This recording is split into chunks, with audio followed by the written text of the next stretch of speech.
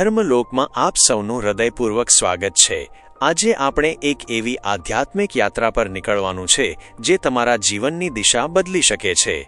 આ વિશેષ ચર્ચા ખાસ કરીને ધનુ રાશિના જાતકો માટે છે, જેમના જીવનમાં હવે પરિવર્તનનો એક મોટો પવન ફૂંકાવા જઈ રહ્યો છે। આપણે સૌ જાણીએ છીએ કે અયોધ્યામાં જ્યારે ભગવાન શ્રીરામના રાજ્યાભિષેકની તૈયારીઓ પૂર્ણ થઈ ગઈ હતી, ત્યારે જ અચાનક નસીબનું પાનું પલટાયું અને મર્યાદા પુરુષોત્તમ રામને રાજસિંહાસન છોડીને વનવાસ જવું પડ્યું હતું। રાજા દશરથે અત્યંત દુઃખ સાથે પોતાના પુત્રને રોકવા પ્રયત્ન કર્યો અને કહ્યું કે હે પુત્ર, તું વનમાં ન જા, તારા ખાતર હું મારી પ્રતિજ્ઞા પણ તોડી દઈશ। પરંતુ શ્રીરામે ત્યારે બહુ સચોટ વાત કહી હતી કે રઘુકુલ રીત સદા ચલી આવી, પ્રાણ જાય પર વચન ન જાય, પર વચન ન જાય। ભગવાન શ્રીરામ વનની યાત્રા પર નીકળી ગયા અને 14 વર્ષનો કઠિન વનવાસ ભોગવ્યા પછી જ તેમને એ ભવ્ય રાજસિંહાસન અને વૈભવ પ્રાપ્ત થયો, જેમના તેઓ સાચા હકદાર હતા। બિલકુલ આવી જ પરિસ્થિતિ અત્યારે ધનુ રાશિના જાતકો માટે સર્જાઈ રહી છે, કારણ કે કેતુદેવ આગામી 29 માર્ચ 2026ના રોજ પોતાના જ નક્ષત્ર એટલે કે મઘા નક્ષત્રમાં પ્રવેશ કરવા જઈ રહ્યા છે। આ સમય કોઈ સામાન્ય સમય નથી, આ એક એવા યુગની શરૂઆત છે જે તમને કોઈ મોટા મુકામ સુધી પહોંચાડશે અથવા તો એક નવો સંઘર્ષ ભરેલો પણ શીખ આપનારો માર્ગ ખોલશે।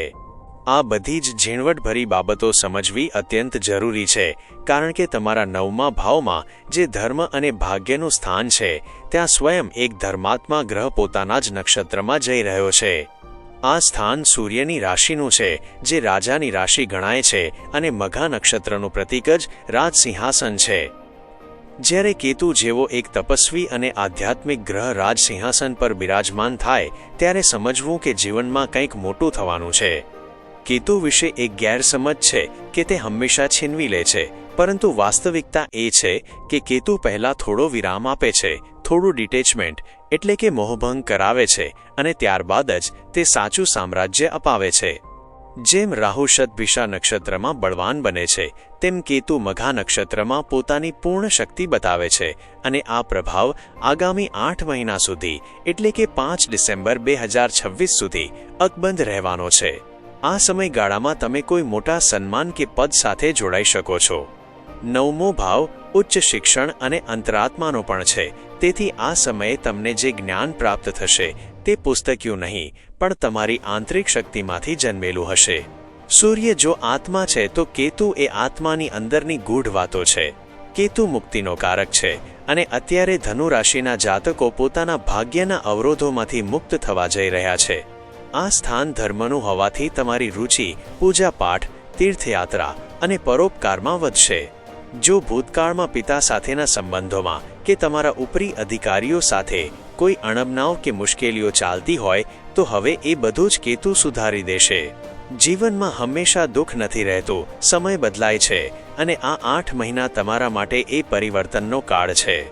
આ પરિવર્તન માત્ર માનસિક નહીં પણ શારીરિક પણ હશે, કારણ કે જ્યારે ધર્મ ત્રિકોણ જાગૃત થાય છે, ત્યારે તમારો આત્મવિશ્વાસ વધે છે અને સ્વાસ્થ્યમાં સુધારો જોવા મળે છે। તમે જે લોકોના સંપર્કમાં આવશો તેમની સાથે તમારા સંબંધો વધુ મજબૂત અને ગહન બનશે। આ સમય તમારા પ્રારબ્ધના પુણ્યને ભેગા કરવાનો છે। યાદ રાખજો કે તમે કરેલી કોઈ પણ નેકી ક્યારેય વ્યર્થ જતી નથી। ઈશ્વર દરેક નાની વાતનો હિસાબ રાખે છે। જે લોકો બીજાને ફૂલ આપે છે તેમના હાથમાં પણ સુગંધ રહી જાય છે, તેમ તમે જે બીજાનું ભલું કર્યું છે તેનું ફળ હવે ભાગ્ય ઉન્નતિના રૂપમાં મળવાનું શરૂ થશે। જો સંતાન પક્ષે કોઈ ચિંતા હતી કે તમારા નિર્ણયો લેવામાં કોઈ મૂંઝવણ અનુભવાતી હતી, તો 18 મે 2026 પછીથી તમે એ બધી જ તકલીફોમાંથી મુક્ત થતા જણાશો। આ પરિવર્તન 18 વર્ષ પછી ફરી આવી રહ્યું છે, તેથી તેની અસર ખૂબ જ વ્યાપક અને ઊંડી હશે। તમે જે કાર્યો માટે લાંબા સમયથી યોજના બનાવી રહ્યા હતા તે હવે સાકાર થતી દેખાશે। કેતુ પાસે 2 મુખ્ય શસ્ત્રો છે, એક ત્યાગ અને બીજી ભક્તિ। જો તમે ત્યાગ અને ભક્તિના માર્ગે ચાલશો તો રાહુની માયાવી જાળ તમને હેરાન નહીં કરે। અત્યારે રાહુ તમારા 3જા ભાવમાં બેસીને તમારી ઈચ્છાઓને સતત ભડકાવશે, તમને અશાંત રાખવાનો પ્રયત્ન કરશે, પણ તમને બચાવવાનું કામ કેતુ કરશે। એક વૃક્ષના ઉદાહરણથી સમજીએ તો વૃક્ષના પાંદડા અને ફળ એ રાહુ છે જે દેખાય છે, પણ જે જમીનની અંદર રહેલા મૂળ છે તે કેતુ છે. જો તમારા મૂળ એટલે કે તમારા સંસ્કાર અને તમારી ભક્તિ મજબૂત હશે તો જ ઉપરનું વૃક્ષ ફળદાયી બનશે.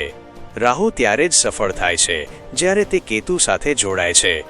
આગામી 8 મહિના સુધી તમારા જીવનમાં ત્યાગ અને ભક્તિને સર્વોપરી રાખજો. ત્યાગ એટલે બધું છોડી દેવું એવું નથી, પણ પોતાના અહંકારનો ત્યાગ કરવો, બીજાની મદદ કરવી અને ગરીબો પ્રત્યે દયાભાવ રાખવો એ જ સાચો ત્યાગ છે. જો ઈશ્વરે તમને સમૃદ્ધિ આપી હોય તો અભિમાનને ત્યાગજો, અને જો સંઘર્ષ આપ્યો હોય તો ઈશ્વરનો સાથ ન છોડતા. ઘણીવાર આપણે આપણા કર્મના ફળ પાછળ એટલા આંધળા થઈને દોડીએ છીએ કે આપણે અટકીને વિચારવાનું ભૂલી જઈએ છીએ. ત્યારે કેતુ એક બ્રેકર બનીને આપણને રોકે છે, જેથી આપણે સાચી દિશામાં જઈ શકીએ. ભક્તિની શક્તિ અપાર છે. 5 વર્ષના બાળક પ્રહલાદનો વિચાર કરો, જેના પિતા રાક્ષસ હતા, પણ માતાએ તેને ભગવાન નારાયણની ભક્તિ શીખવી હતી. પ્રહલાદે દુનિયાના ડર વગર માત્ર ઈશ્વર પર ભરોસો રાખ્યો, અને પરિણામે સાક્ષાત નરસિંહ ભગવાને તેને પોતાની ગોદમાં બેસાડ્યો. જે સિદ્ધિ મોટા ઋષિ મુનિઓ વર્ષોની તપસ્યા પછી નથી મેળવી શકતા, તે ભક્તિએ એક બાળકને અપાવી દીધી.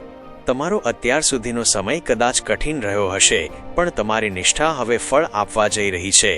કર્મ કરવાથી રોટલો મળશે, પણ ભાગ્યનો સાથ મળશે તો જ તમે જીવનમાં સર્વોચ્ચ શિખર સર કરી શકશો. અત્યારે ધનુ રાશિ માટે એવા જ સુંદર યોગ બની રહ્યા છે જે તમને રાજ સિંહાસન સુધી લઈ જઈ શકે છે. બસ શરત એટલી કે તમારી આધ્યાત્મિકતા અને માનવતા જળવાઈ રહેવી જોઈએ. મને પૂરો વિશ્વાસ છે કે તમે આ ઊર્જાનો સકારાત્મક ઉપયોગ કરશો અને તમારા જીવનને એક નવી ઊંચાઈ પર લઈ જશો. મિત્રો, આશા છે કે આ સમજૂતી તમને તમારા જીવનના આવનારા સમયને સમજવામાં મદદરૂપ થશે.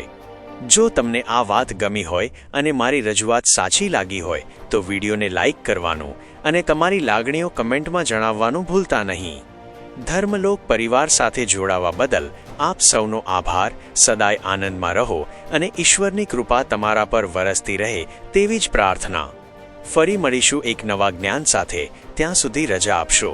આપનો દિવસ અત્યંત મંગલમય રહે તેવી શુભકામનાઓ. જય શ્રી રામ.